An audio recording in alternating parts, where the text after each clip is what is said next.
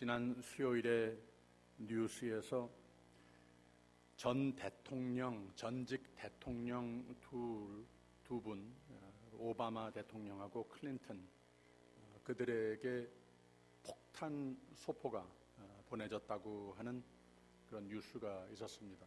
우리 모두 깜짝 놀랐죠. 근데 그 두 분만이 아니고 민주당의 근 10명, 또 같은 사람이 그 비슷한 소포를 보낸 거예요. 다행히도 그 중에 하나도 폭발이 되지는 않았는데, 그리고 어제 뉴스를 들었더니 그 보낸 사람을 붙잡았다고 합니다. 찰리 와이스라고 사회학 교수이면서 MSNBC의 논설가가 되는 분인데, 이분이 이런 현상들을 보면서 너무 자주 일어나지 않습니까? 이렇게 표현을 했어요. Political climate, the temperature is too high. 이런 표현을 했어요. 우리 한국 사람들은 별로 쓰지 않는 표현이죠. 이 정치 세계의 기온이 너무 높아져 있다. 우리는 그런 표현 별로 쓰지 않지만 그래도 짐작은 갑니다. 너무나 미움이 많은 세상이 됐다고 하는 거죠. 특히 미국 같은 나라, 우리 한국도 마찬가지입니다만은 bipartisan 정치 운영 시스템을 가지고 있는 나라가 이 모든 각양 사람들이 가지고 있는 오피니언을 가지고서 주장을 하고 내세우고, 또 모든 사회의 팔러시 메이킹을 위해서 투표를 하는 그 순간까지 서로 치열하게 다투면서 싸웁니다.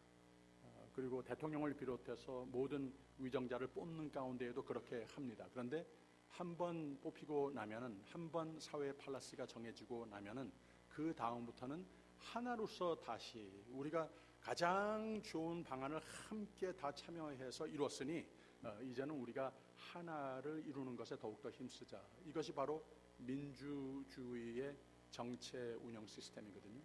그런데 아직까지도 겉으로는 그런데 많은 사람들이 바로 그 투표 결과 이후에도 자기가 주장했던 것을 놓지 못하는 이런 현상이 있다는 거예요.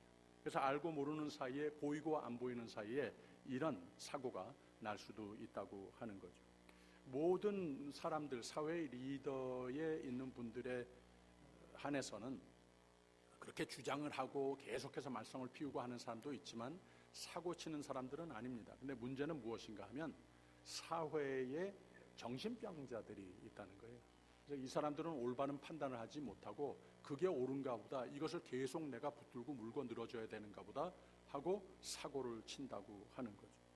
그렇기 때문에 이런 사회학적인 눈으로 보았을 때의 나라가 혼란스러워지는 것이다. 우리가 서로 미워하고 경쟁하고 싸우면 다 지는 것이다. 내가 싸워서 이것을 이겨야 된다. 이기는 게 아니라고 하는 거죠. 우리가 너, 나 의식보다는 우리 의식을 가지는 것이 더 중요하다. 이렇게 주장을 했습니다. 미움이 낳는 인종차별, 여러 가지 이유로 배타적 사상이 낳는 사회적 비극 현상이라고 하는 거죠. 미국의 대통령, 트럼프 대통령도 이런 것을 보면서 연설을 하는데 이런 얘기를 했어요. 우리나라는 이런 것보다는, 이런 비극들이 보여지는 이거보다는 더 나아야 한다. We're better than this. 이런 말을 했습니다. 속이 상해하면서 그렇게 말을 했어요.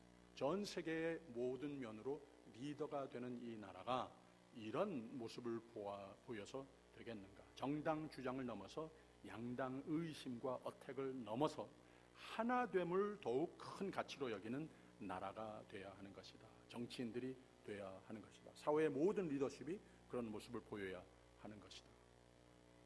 어제는 펜실베니아의 피츠버그의 예배의 처소에서 총격 사건이 나지 않았습니까? 오늘 아침까지 뉴스를 들어봤더니 11명이 예배 보다가, 어디보다 사회는 그렇다 하더라도 안식처를 찾은 그 중에 11명이 이 총격 사건으로 인해서 죽었습니다. 하나님이 하나님 사람들에게 바라는 꿈이 있습니다. 하나님이 교회를 세우시면 또 성도를 불러 모으시면 세상과 좀 다른 어떤 바람이 있으시다고 하는 겁니다. 세상이 힘든 것을 우리가 늘 보게끔 하는, 참 마음 안타깝게 하는 그런 뉴스가 들려오지만 하나님의 사람만큼은, 교회만큼은 세상의 소금과 빛이 되어야 되겠는데, 하나님을 보여주는 사람들이 existence가 되어야 하겠는데, 그 중에도 무엇을 보여주어야 하는가 하면 하나님께서 우리로 하여금 이 온 인류의 역사상 가장 위대한 사람도 보여줄 수 없었던 하나님과의 화해, 이것을 하나님께서 일방적으로 먼저 우리 모두를, 세상을 이처럼 사랑하사 이루신, 화해를 이루신, 화목을 이루신 바로 그것을 우리로 하여금 깨닫고 가장 귀하게, 값지게 기쁨으로, 감사로 여기며, 그리고 또 오늘 세대, 나 살고 있는 이 세대에 바로 평화의 도구로 쓰임을 받는 이런 모습들이 되라, 하나님은 바람이 있으시다고 하는 거죠. 지난 주일에는 믿음이 쉬운 것이 아니라고 하지 않았습니까? 믿음은 우리가 지켜야 하는 것이라고 그랬습니다. 믿음은 힘이 드는 것이라고 그랬습니다. 그래서 힘을 내야 하는 것이라고 그랬습니다. 바로 하나됨도 우리가 이 세상 사는 가운데에 너무도 잘 알듯이 하나 된다고 하는 것도 저절로 되는 게 아니라는 거예요. 힘이 든다고 하는 겁니다. 힘을 내야 한다는 겁니다. 우리가 말로 다 표현할 수 없을 만큼 하나님께서 그 힘듦, 이 모든 것을 마다하지 않고 우리에게 다가오셔서 평화를 이룬 것 아니겠습니까? 이게 하나님이 예수 안에서 이룬 화평이라는 거예요. 이게 교회 안에서 우리 모두가 가장 앞세울 일이고, 또 하나님 사람들이 어디를 가든 사랑과 온유와 화평과 하나됨을, 우리로 소금과 빛으로 부름을 받은 우리로 하여금 하나님께서 이런 것들을 이루라고 하는 거죠. 이게 교인이 하나님께서 꼭 바라고자 하는 것. 예수님께서 공중 설교를 하시는 가운데 제일 처음 인트로덕션 부분에 바로 팔복의 말씀을 하지 않았습니까? 화평케 하는 자, 많은 여러 가지 복을 말씀을 하시지만 화평케 하는 자는 특별한 복을 말씀하셨습니다. 화평케 하는 자는 하나님의 아들이라, 일컬음을 아들이라 그랬습니다.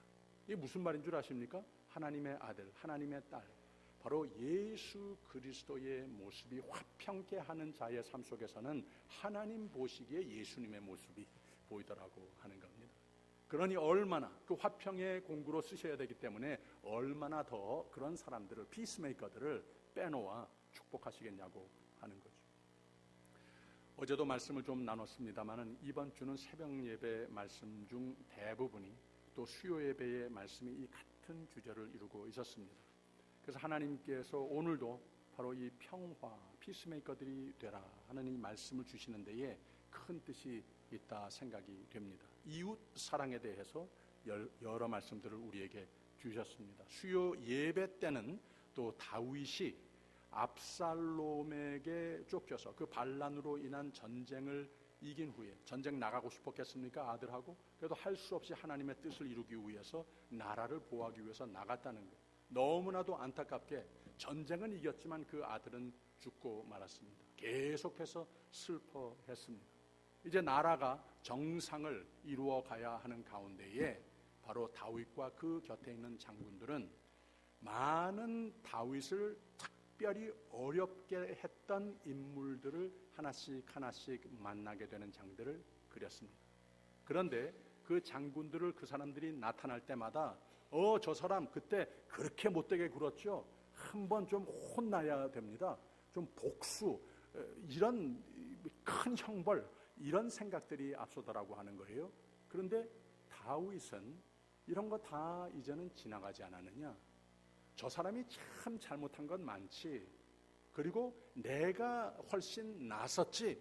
너나 이런 의식보다는 이제는 우리가 원치 않는 전쟁까지 이루어서 우리에게 큰 빅을 가지고 왔는데 이제는 평화를 만들어 가야 하는 우리나라의 새로운 장이 열리지 않았느냐. 여기서 또 누가 형벌을 받고 또 누구에게 복수하고 또 누가 죽어가서 좋을 게 무엇이냐. 여기에서 용서를 앞세우고 사랑을 앞세우고 평화를 앞세우는 다윗의 모습을 볼 수 있었습니다. 하나씩 하나씩 다 용서하더라고 하는 겁니다. 바로 그것을 통하여서 우리가 하나님께서 우리에게 오늘 세대에서도 바라는 그 말씀들을 함께 마음에 새기며 공부했습니다. 오늘 주시는 말씀도 그 같은 맥락으로서 우리에게 교훈을 주십니다.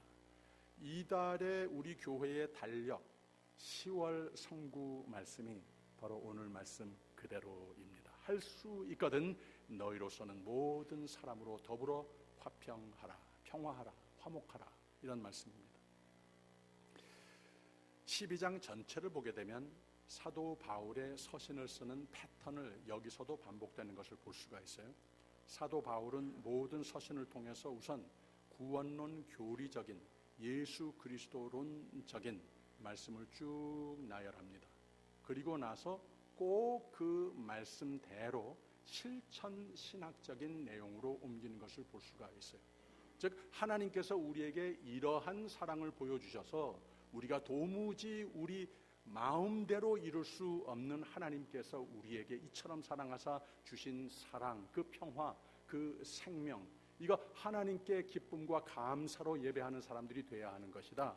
이 하나님의 놀라운 은혜 잊지 말고 살자. 그런데 그러기 위해서 그 사랑이 우리의 삶 가운데에 더욱 확장되고 더욱 온전하게 되기 위해서 이 하나님의 사랑을 더욱더 컴플릿하게 누리는 삶이 되기 위해서 우리가 사는 가운데에 하나님께서 나에게 부어넣어 주신 그 사랑의 열매가 흘러나가는 이러한 삶을 우리가 다짐하면서 살아야 하는 것이다. 그 삶이 됐을 때 하나님께서 그 삶을 더욱더 크게 축복하여 축복의 근원으로 쓰시지 않느냐. 이런 결론을 항상 모든 서신들을 통해서 이뤘습니다. 요한일서 말씀을 우리가 어제 아침에 보았는데요. 하나님께서 이 세상의 사람들이 우리의 육신의 눈으로는 보이지 않는다고 그랬습니다. 그러나 하나님을 보는 삶, 하나님의 사랑을 더욱더 풍성하게 누리는 삶이 어디에서 오는 것인가? 성경을 많이 아는 것도 참 중요하죠. 늘 빼놓지 않고 주님 앞에 나와서 예배를 드리고 쉬지 않고 기도하는 삶 참 중요하죠. 그런데 가장 여기서 한 가지를 뽑아서 주장했던 것이 무엇인가 하면 서로 사랑하라. 참 사랑하기 힘든 그 장벽을 넘어 기꺼이 하나님께서 나와 같이 되셔서 이 세상에 오셔서 나에게 그 사랑을 베푸셨으면, 내가 알았으면, 이게 귀하면 바로 그 사랑을 베푸는 가운데에 참 반어적이죠. 내가 무엇을 자꾸 내 삶으로 끌어들여서 내가 더욱더 잘 되는 것이 아니라 하나님께서 내게 부어주신 그 사랑을, 나 가진 모든 것을, 나 됨을 늘 남에게 주는 삶, 나를 통해서 흘러나가는 삶, 이런 삶이 됐을 때 하나님의 사랑이 더 풍성하게, 더 완전하게 채워지는 삶이 되는 것이다. 이 귀한 원리를 우리에게 가르쳐 주었습니다. 오늘 말씀을 보면 처음도 역시 여기서 사도 바울이 늘 하듯이 교리적인 말을 했습니다. 하나님과 우리 사이의 관계를 우리가 가장 귀하게 여기고 가장 그 놀라운 은혜를 잊지 말고 살자. 하나님의 사랑 잊지 말고 살자. 그러면서 금방 12장 4절과 5절에 보게 되면 우리가 한 몸에 많은 지체를 가졌으나 모든 지체가 같은 직분을 가진 것이 아니니 이와 같이 우리 많은 사람이 그리스도 안에서 한 몸이 되어 서로 지체가 되었느니라 그랬습니다. 예수님께서 많은 기도를 하셨습니다. 그런데 가장 하나님 앞에 간절히 밤새도록 기도드린 시간이 십자가에 못 박혀 돌아가시기 전날 밤에 기도를 하셨습니다. 그런데 그 기도문 중에 가장 간절히 가장 길게 했던 기도 내용이 무엇인가 하면 하나님과 나와 하나가 된 것과 같이 저희들이 하나가 되게 하옵소서. 이게 가장 중요한 기도 제목이었습니다. 그것을 알고 그것을 위해서 기도하고 그것을 노력할 때에 하나님의 사랑을 알고 하나님의 사랑의 공부의 삶으로 승리하기 때문에 그렇게 하셨다고 하는 거죠. 사도 바울도 같은 마음으로서 여기에 하나님께서 우리에게 부어넣어 주신 그 사랑이 그 사랑으로 승리하는 생애가 되기 위해서 우리와 함께 이룬 모든 인간관계 속에서 하나님께서 나에게 부어넣어 주신 사랑이 흘러나가는 삶이 되라 권면하고 있는 겁니다. 근데 어떤 사랑을 해야 되겠는가?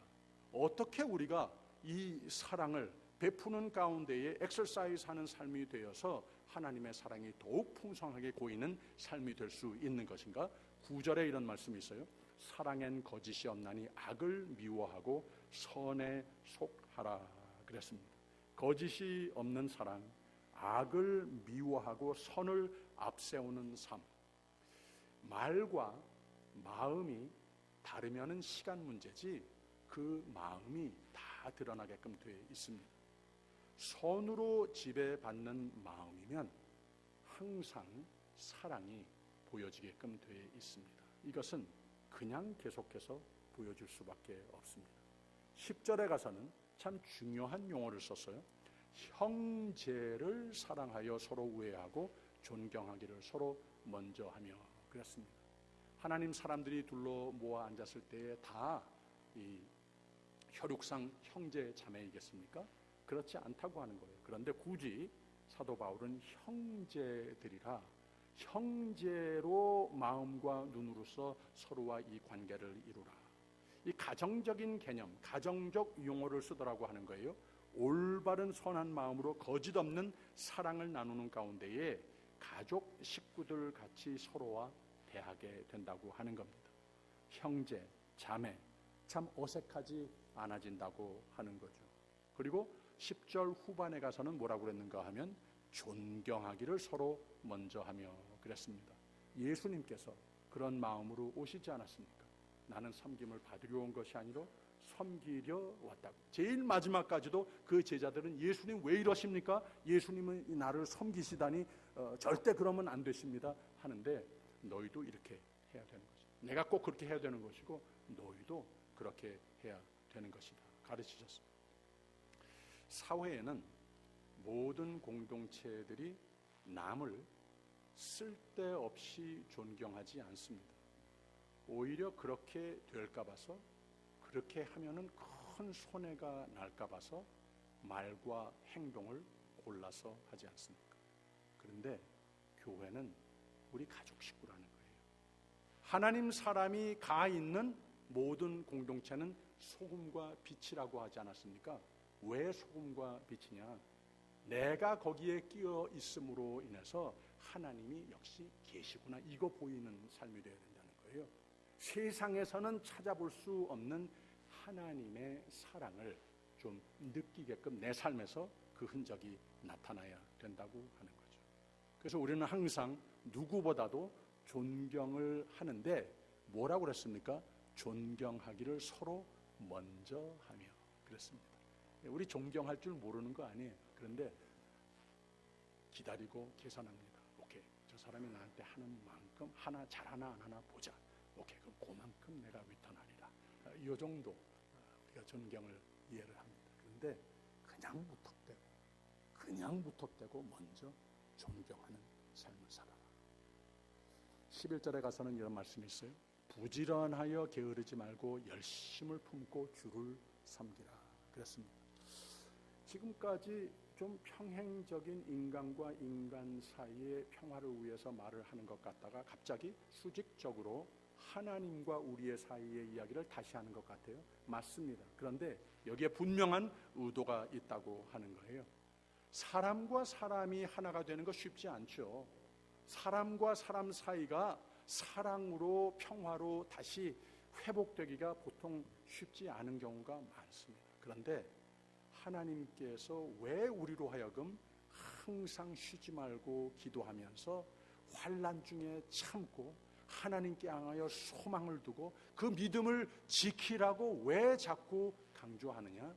우리가 한 분이신 하나님께, 한 분밖에 되지 않으시는 하나님께 우리가 각각 더욱더 하나가 되고자 노력을 했을 때에 바로 한 분이시기 때문에 거기에 가까워지는 우리 모두의 모습이라면 결국은 다 거기서 하나가 되지 않겠냐고 하는 거죠. 그래서 하나님께서는 모든 우리가 겪고 있는 문제들 다 이길 수 있는 거, 내가 말을 잘해서 뭘 좀 배려해주고 베풀고 해주고 이거 다 좋은 건데, 이거보다 우선적으로 우리가 더 잘해야 되는 것은 특히 누구와 이루기 힘든 그런 평화를 꿈꾸면서 많이 노력하는 가운데에 우리는 더 많은 시간을 내가 하나님 앞에 바로 섰나, 이것을 항상 체크할 필요가 있다고 하는 겁니다. 12절에 있는 말씀 보세요. 소망 중에 즐거워하며 환난 중에 참으며 기도에 항상 힘쓰며 그랬습니다. 우리는 항상 다 같이 각각 하나님 앞에 소망하면서 하나님 앞에 인내하면서 하나님 앞에 쉬지 않고 기도하는 가운데에 하나님께서 더욱더 우리의 삶을 인정하셔서 하나님의 평화의 공구로 쓰임을 받게 됨을 믿으시기를 바랍니다. 그런데 여기에 12장의 말씀을 쭉 말을 하면서 세 번을 마치 노래의 후렴과 같이 사이사이에 끼는 말들이 있습니다. 14절에 있는 말씀 보세요. 너희를 핍박하는 자를 축복하라. 축복하고 저주하지 말라. 17절에 가서는 아무에게도 악으로 악을 갚지 말고 모든 사람 앞에서 선한 일을 도모하라. 21절에 가서는 악에게 지지 말고 선으로 악을 이기라. 하나님께서 우리의 사랑함이 감사하고 우리가 서로 하나님의 사랑이 귀해서, 이 생명이 귀해서, 무엇보다도 하나가 되는 것이 귀해서 우리가 노력하자, 이것만 하면 힘들어도 이것을 노력하는 데에 참 쉽지 않겠습니까? 이만하면 우리가 할 수 있겠다 생각하지 않습니까? 그런데 문제는 무엇인가 하면 우리가 화평을 위해서 노력할 때마다, 하나가 되고자 노력할 때마다 사탄은 가만 안 앉아있지 않는다고 하는 거예요. 사탄은 분열의 영이라고 하지 않았습니까? 그래서 첫 인간을 하나님께서 만들어 놓은 다음부터 하나님과 하나 되라, 하나님의 뜻을 깨달아라, 하나님을 순종하라, 하나님께 향한 믿음 저버리지 말아라, 하나님과 하나 되라, 이것을 하나님을 의심하게 하는 영이 사탄의 영이었다는 거예요. 그래서 하나님도 블레임하고 나와 하나가 되라고, 바로 내 라이프 자체라고 여겼던 아담과 하와는 서로를 의심하고 서로를 쟤 때문에 하면서 블레임하는 경우가 되지도 않았습니까?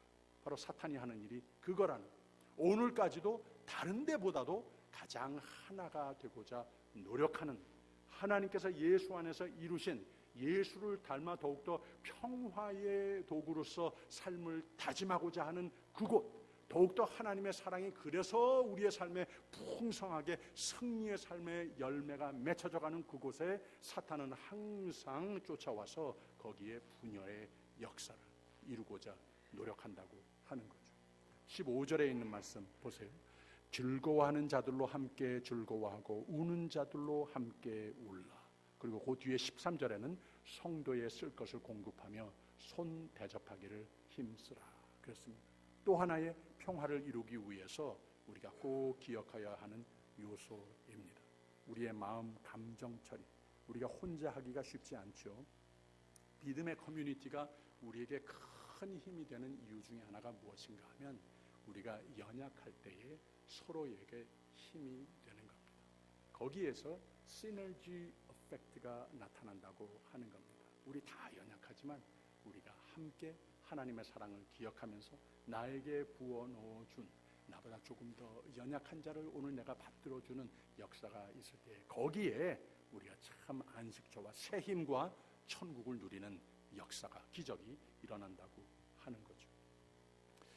금주에 제가 수요일에도 또 토요일 아침에도 좀 자랑을 했는데요. 김민정 권사님 위에서 기도해 주십시오. 지금 병원에서 아주 연약한 가운데에 있으세요. 근데 그 병원에 제가 집사람하고 신방을 저녁 때 갔는데 저보다 먼저 구역 식구들이 엘리베이터 2층으로 올라가서 문이 쫙 열리니까 그 라비에 구역 식구들이 다 와서 둥그렇게 앉아 있으신 거예요. 그러면서 김진원 집사님 위로해주고 좋은 말들 이야기해주고 함께 기도하고 찬송하고, 이런 모습으로서 얼마나 큰 힘이 되는지 제가 굉장한 격려를 받았습니다. 바로 그겁니다.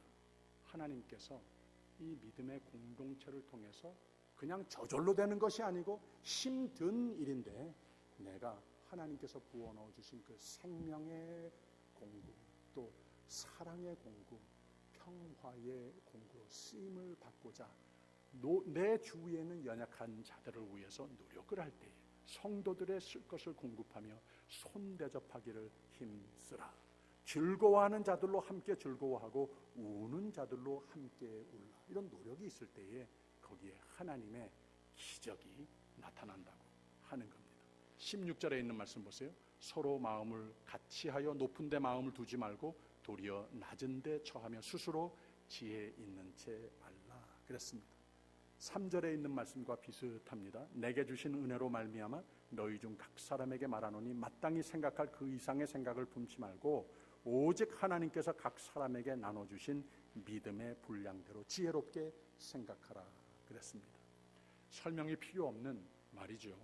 서로가 하나 되기 위해서 꼭 필요한 마음의 자세입니다. 그건 서로 마음을 같이 하라는 것, 서로 겸손하라는 말입니다. 서로 조화를 이루는 것이 내 주장을 하는 것보다 더 낫다는 겁니다. 높은 사람보다는 낮은 데 있는 자와 함께 서라 하는 말입니다. 스스로 지혜 있는 채 말라. 하나님이 제일 싫어하면서 사람들이 제일 자주 짓는 죄가 바로 그겁니다. 하나 되기 참 힘들다고 하는 겁니다. 하나님께서 우리에게 부어 넣어 주신 바로 이 귀한 생명, 하나님의 사랑, 오늘 사는 가운데에도 우리가 이기는 삶이 되기 위해서 끊임없이 내 삶에 고여야 되겠는데, 바로 그 가장 중요한 방법이 무엇인가? 서로와 화목하라. 서로와 하나 되라. 교회에서는 물론, 가정에서는 물론, 하나님의 사람이 가는 어느 곳마다 서로 화목하라, 하나 되라. 이 말씀을 우리에게 가르쳐 주시는 겁니다. 할 수 있거든 너희로서는 모든 사람으로 더불어 평화하라 그랬습니다. 링컨 대통령 아래 여러 장군 중에 맥클레일랜 장군이라고 하는 분이 있었습니다. 네 분이 굉장히 똑똑한데 나라에 대해서 입을 열고 말을 하기 시작을 하면 아주 똑부러지는 기가 막힌 지혜로운 얘기들을 하곤 하는 거예요. 근데 문제가 무엇인가 하면, 사실 링컨 대통령도 조금 불만이 있었고 그 주위에 다른 장군들이 항상 손가락질한 게 뭔가 하면 버릇이 그렇게 없었답니다. 질서를 항상 무시한다는 거예요. 늘 만나는 시간, 회의 시간 같은 거 어기기도 하고 늦게 오기도 하고 말투하는 것, 이 모든 것이 아주 질서 없는 그런 사람이었었어요. 그래서 그 주위에 있는 다른 장군들이 그랬답니다. 저 사람 한번 좀 혼내줘야 되지 않겠습니까? 오히려 여기서 좀 뺐으면 좋겠습니다. 이런 얘기를 하곤 했답니다.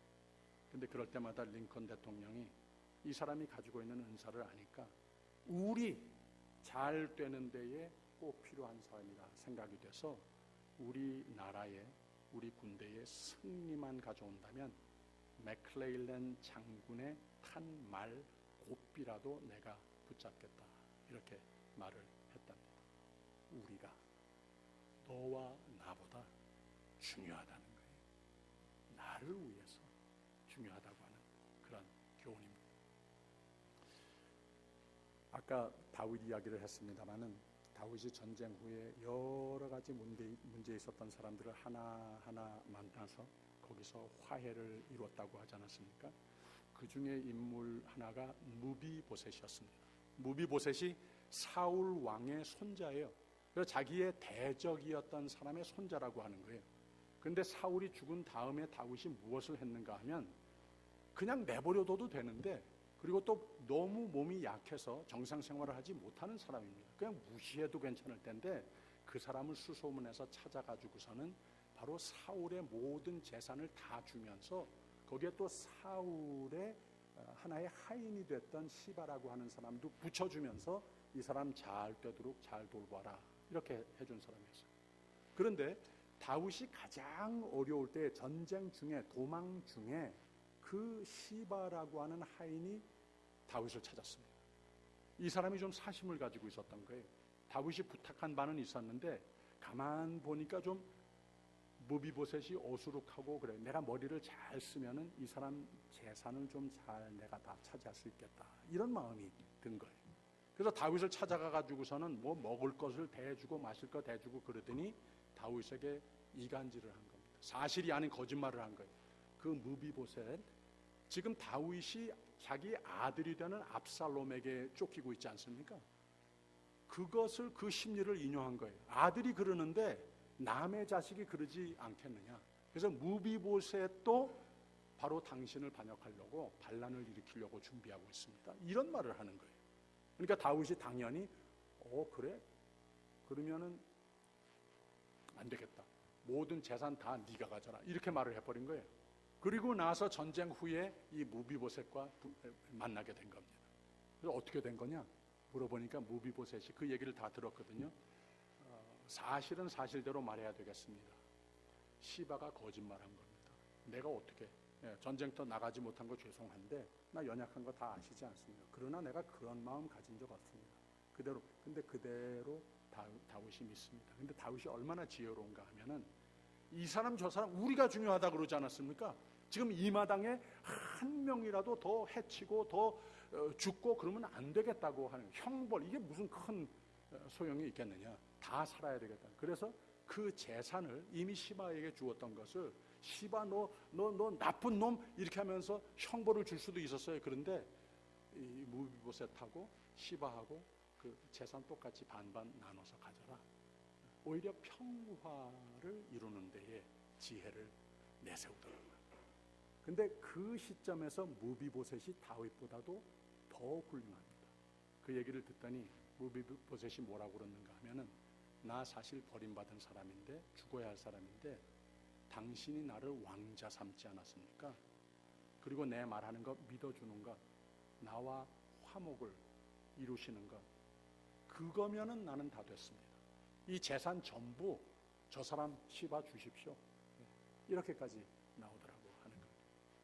그래서 이 평화의 공구로서 주장을 하는 사람들, 이걸 내세우면서 사는 사람들은 이렇게 많은 주위 사람들에게 생명을 선물하는 사람이 되는 것이고, 나도 더욱더 그만큼 생명력이 풍성한 삶이 된다고 하는 겁니다.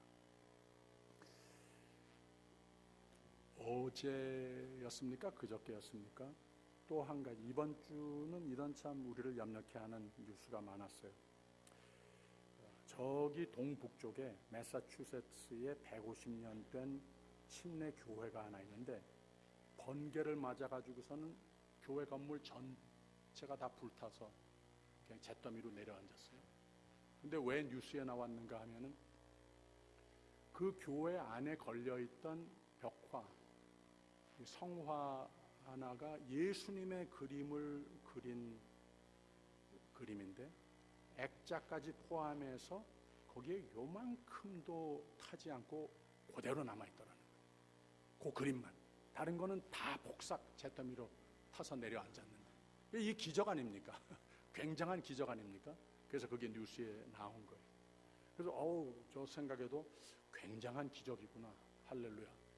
생각을 했는데 또 무슨 생각이 들었는가 하면 만약에 그 번개 맞아서 교회가 조금 여기저기 타기는 하지만 교회는 성하고 그 예수님 그림만 완전하게 타버렸더라면 마치 예수님께서 애당초 우리를 향하여 그 몸이 다 찢기시고 그 보혈을 흘리심으로써 그 생명을 저버리고 그렇게 해서 우리에게 생명을 주신 그 기적이 재현되는 기적이 아닐까, 이런 생각이 들더라고 하는 말입니다. 여러분, 믿는 사람은 모든 사람과 평화를 이루고 평화를 유지하여야 하는 의무가 있습니다. 그래서 성 프란시스는 이런 기도문을 적었어요. 주여 나를 평화의 도구로 써 주소서. 하나님께서 우리에게 이 아침 부탁하는 음성을 듣기를 바랍니다. 하나님과 나와의 관계 열심으로 감사로 사랑으로 섬기는 우리 모두가 되길 바랍니다. 하나님께서 우리에게 부탁하시는 모든 사람들과 또 섬기는 모습이 나타나서 하나님께서 우리의 삶을 더욱더 하나님의 사랑으로 풍성하게 넘치게 채우시는 그 기쁨을, 축복을 누리시는 저와 여러분이 되시기를 주님의 이름으로 축원드립니다. 기도하겠습니다.